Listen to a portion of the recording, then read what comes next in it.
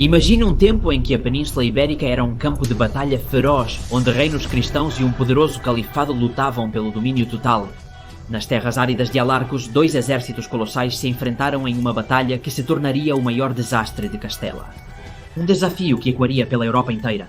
Essa é uma epopeia de honra, sangue e poder que vai te deixar sem fôlego. Fique e assista. No ano de 1177, as tropas de Castela haviam tomado Cuenca, alterando o mapa político da península. Dessa forma, temos o Reino de Leão, o Reino de Castela, o Reino de Navarra, o Reino de Portugal e a Coroa de Aragão. Ao sul dos reinos cristãos estava o Império Almohada, que era um califado que havia substituído os almorávidas. Em 1190, o califa era Al-Mansur, também conhecido como Yusuf II, que fez um pacto com Alfonso VIII para uma trégua para deter o avanço cristão. No entanto, pouco depois teve que ir para a África para sufocar uma série de revoltas que haviam estourado no norte, na região da Mauritânia. E claro, marchou com a maior parte do seu exército para pacificar suas terras. Alfonso aproveitou a trégua para construir um castelo em Alarcos, um morro em terra de ninguém, localizado em um lugar estratégico, seria um ponto de apoio para continuar a reconquista para o sul. A questão é, seria capaz de continuar vencendo os almohadas? No ano de 1194, ordenou ao arcebispo de Toledo um ataque de rapina contra o Império Almohada. As tropas atacaram as proximidades de Jaén, Córdoba e a própria Sevilha, levaram tesouros e animais, devastando tudo em seu caminho. Claro, Al-Mansur estava irritado e ameaçou com uma grande reprimenda em território cristão. E sabem o que Alfonso fez? O que ele respondeu ao Almohada? Pois nada mais e nada menos que o desafiou a desembarcar com seu exército na península, para enfrentar as tropas castelhanas. E o melhor é que ele disse que se ele não ousasse ir para a península, exigia que os almohadas lhe dessem uma frota para embarcar suas tropas e desembarcar com seus homens na África para enfrentar os almohadas lá. Alucinante. Claro, essa arrogância castelhana não agradou nada ao califa, que respondeu, cito literalmente: "Vou lançar-me sobre eles e transformá-los em pó, usando exércitos que nunca viram e de cuja força não poderão escapar." Seu exército e seus oficiais apoiaram a resposta e clamaram por vingança. Reuniu as tropas da África, marchou para a costa norte do continente e lá embarcou na frota almohade. Dirigiu-se a Tarifa e desembarcou com suas tropas nas proximidades. Mas não era suficiente, ele queria mais. Em Al-Andalus, convocou levas e muitos sevilhanos se juntaram às suas fileiras, pois se sentiam ultrajados pelo saque e o massacre a que haviam sido submetidos pelas tropas cristãs. No final, entre infantaria, cavalaria, arqueiros, logística e mercenários, reuniu cerca de 30.000 homens. Semanas depois, partiu para Córdoba, onde se juntaram mais tropas. Onde se destaca as mesnadas de Pedro Fernandes de Castro, senhor da Casa de Castro, que havia abandonado os reinos cristãos por sua inimizade com os monarcas e passou a estar ao serviço dos almohadas como mercenário. No 4 de julho, as tropas almohadas partiram para a guerra. Alfonso, quando viu a ameaça que pairava sobre seus domínios, reuniu todas as suas tropas em Toledo e, Claro. pediu ajuda aos reis de Leão, Navarra e Aragão. Apenas a união de todos os reinos cristãos poderia vencer os almohadas. Mas sem esperar pelos reforços, as tropas castelhanas marcharam para Alarcos. E o que havia em Alarcos? Bem, uma fortaleza meio construída no extremo sul do reino de Castela, de onde se dominava um vasto território e, acima de tudo, protegia-se o acesso ao Vale do Tejo. 17 de julho, as tropas castelhanas chegaram a Alarcos sozinhas e puderam vislumbrar no horizonte o grande exército. Almohada II narra a crônica de Rebus Hispaniae. O exército almohada era incontável, como uma maré de gente. Aproximando-se a Alarcos, no dia 18 de julho, as tropas almohadas chegaram nas proximidades de Alarcos. Mas eram tantos que o califa decidiu esperar até o dia seguinte para que até o último de seus homens pudesse chegar ao ponto de encontro. Vamos voltar um momento ao mapa da campanha. As tropas leonesas já estavam em Talavera, a poucos dias de marcha desde Alarcos, então se Alfonso se retirasse, poderia aumentar o tamanho do seu exército. As tropas de Navarra e Aragão estavam a caminho, por isso era possível que chegassem a tempo em Talavera. E mesmo em condições ruins, eles poderiam ceder mais terreno até se reunirem com eles. No entanto, Alfonso decidiu lutar. No dia 19 de julho, ao nascer do sol, ambos os exércitos formaram frente a frente. O exército castelhano dispunha de infantaria e cavalaria. As crônicas não mencionam unidades de projéteis como tal. Alfonso formou a infantaria em uma grossa frente de batalha entre 10.000 e 15.000 homens, enquanto à frente posicionou sua cavalaria pesada, que somava cerca de 10.000 cavaleiros, um número brutal para a época. Entre estes havia membros das ordens de Santiago de Calatrava e de Évora. Os mestres de cada ordem estavam presentes e a cavalaria era liderada por Diego Lopes de Haro. Do lado sarraceno, o exército de 30.000 guerreiros foi dividido em 5 corpos.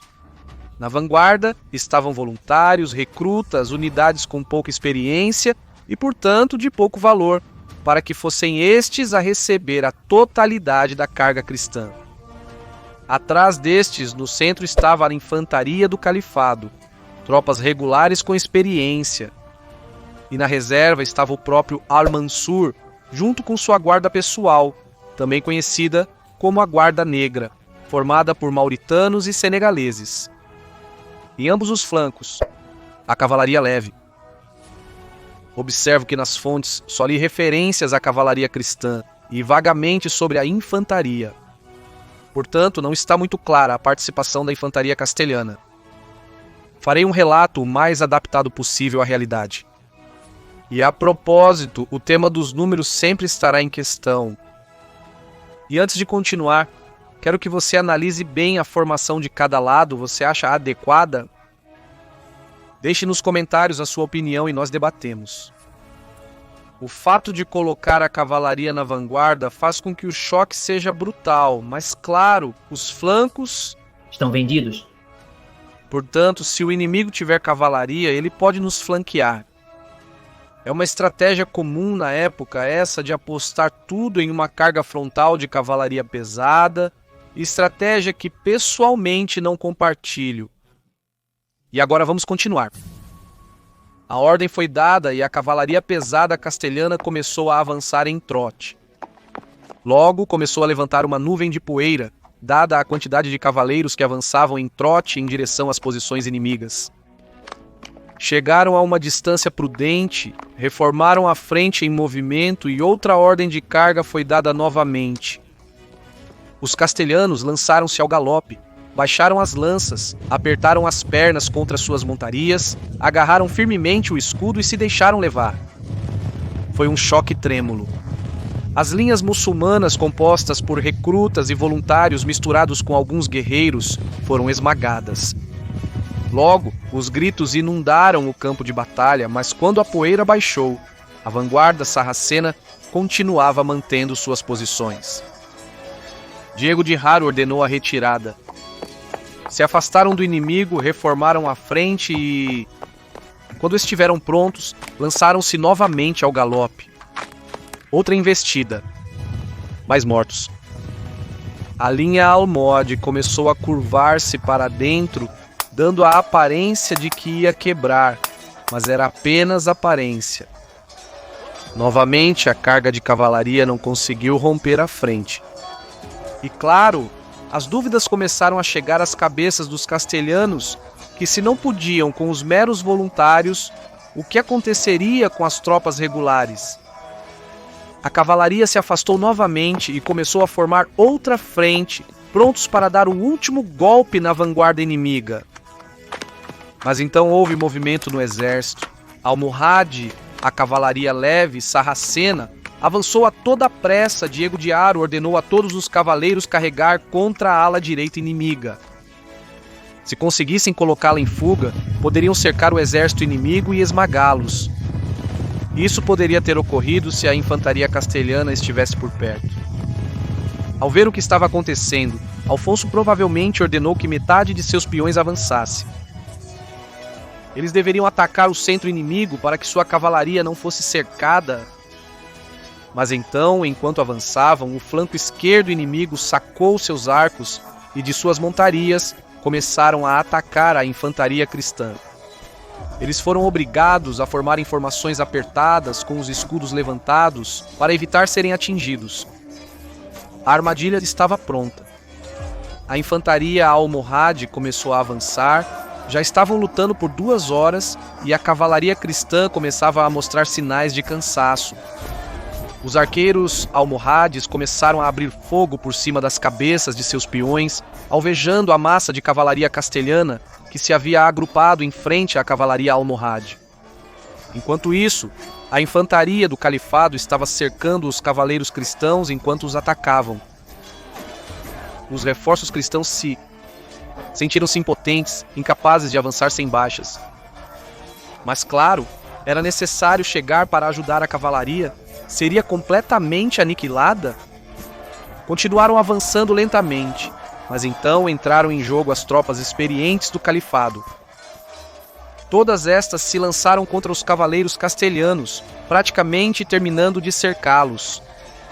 Então, o flanco esquerdo muçulmano abandonou o assédio à infantaria de Alfonso, galopou até o flanco direito e carregou contra o único buraco livre que restava do cerco a cavalaria castelhana. Os cristãos estavam cercados. Neste momento, Alfonso começou a perder o controle sobre seus peões. E eles começaram a entrar em pânico, e o desejo de fugir se espalhou entre suas fileiras. Parte da infantaria castelhana deixou o campo de batalha, enquanto Alfonso decidiu se fortalecer no castelo de Alarcos. Ou pelo menos, o que havia sido construído dele. Os cavaleiros castelhanos estavam sendo massacrados pelos projéteis almodas, ao mesmo tempo que o cerco se apertava cada vez mais. Já haviam passado várias horas desde o início da batalha, e a cavalaria cristã não aguentava mais, estava exausta, cercada e desmoralizada. Diego de Haro, liderando um punhado de cavaleiros, conseguiu romper o cerco e escapar a galope em direção ao castelo, onde pretendia estabelecer a última linha de defesa. O resto de seus cavaleiros morreu lutando. Ao chegar ao castelo, convenceram Alfonso a fugir e ele, em choque pela derrota a que havia levado seus homens, pegou seu cavalo e fugiu para o norte. Minutos depois, os almodas cercaram o castelo. As tropas cristãs não tinham moral para combater e, após um tempo precioso que permitiu ao monarca castelhano escapar, se renderam. Esta batalha ressoou por toda a Europa, pois o que até agora estava sendo uma vitoriosa reconquista se tornou um desastre de tais magnitudes que poderia permitir aos muçulmanos penetrar na França através dos Pirineus. Sem tropas que pudessem detê-los, os almohadas tinham via livre para reconquistar Toledo. No entanto, não foi assim. Por enquanto, o califa almohada contentou-se em devastar a fronteira com os reinos cristãos e o Vale do Tejo. Logo invadiriam o reino de Castela. Era isso que ele pensava. E é que no ano de 1199 o califa morreria, e o seu filho, em vez de continuar avançando para o norte, ele preferiu a paz com os cristãos para esmagar os rebeldes almorávidas que tentavam restabelecer seu califado após seu erro. Seria 13 anos mais tarde, nas terras de Jaén, onde ocorreria a batalha mais importante do cristianismo contra o islamismo até então. Marcaria um ponto de inflexão na reconquista que no futuro muçulmano na Península Ibérica. 13 anos mais tarde, castelhanos, aragoneses, navarros, occitanos, leoneses, portugueses e franceses, bem como cavaleiros templários hospitalários da Ordem de Santiago e de Calatrava, uniriam suas forças para enfrentar o califato. Próximo capítulo, Las Navas de Tolosa.